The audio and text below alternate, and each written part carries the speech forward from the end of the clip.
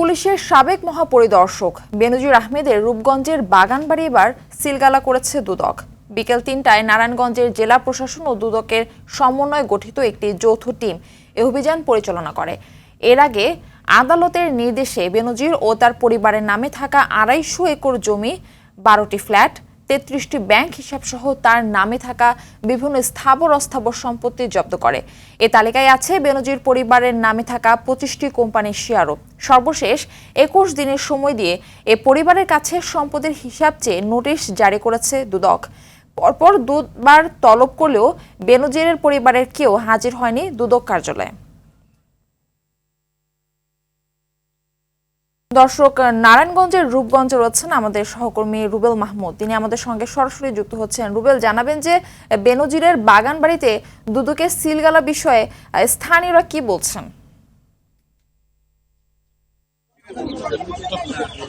জি Murphy, যেমনটা জানাচ্ছিলাম, আমরা কিন্তু সেই সকাল থেকেই কিন্তু নারায়ণগঞ্জের যে রূপগঞ্জের পূর্বাচল এলাকায় কিন্তু আমরা অবস্থান করছি।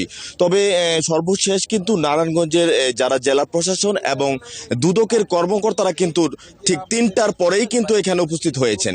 ৩টার পর উপস্থিত হয়ে কিন্তু যেই আপনারা দেখছেন যে আসলে যে একটা ক্রুক বিজ্ঞপ্তি দেখাচ্ছি আপনাদেরকে, সেই তারা একটা ক্রুক বিজ্ঞপ্তি টানিয়েছে এবং তাদের যে বাড়িটি রয়েছে সেই বাড়িটি কিন্তু সিলগালা করেছে। তবে আমি আর একটি বিষয় আপনাকে জানিয়ে রাখি যে আজকে যারা দুদকের কর্মকর্তারা এখানে যারা ঢুকেছেন এবং জেলা প্রশাসনের কর্মকর্তারা যারা এখানে ঢুকেছেন, তারা কিন্তু কেউ এই ডুপ্লেক্স বাড়ির ভিতরে ঢুকতে পারেনি। এখানে যেই একটি তালা ছিল সেটা কিন্তু একটি ফিঙ্গার লক করার মতো একটি তালা ছিল বিদায় তারা কিন্তু এখানে ঢুকতে পারেনি।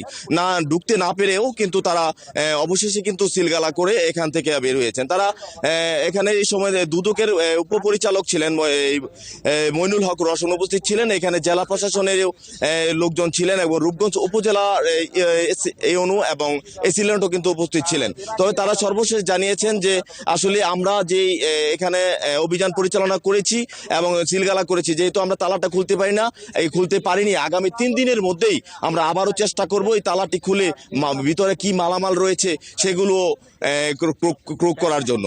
তবে এই ছিল আমার কাছে নারায়ণগঞ্জের পূর্বাচল থেকে বেনজির আহমেদের বাড়ি থেকে সর্বশেষ সংবাদ। মারফি, ধন্যবাদ আপনাকে।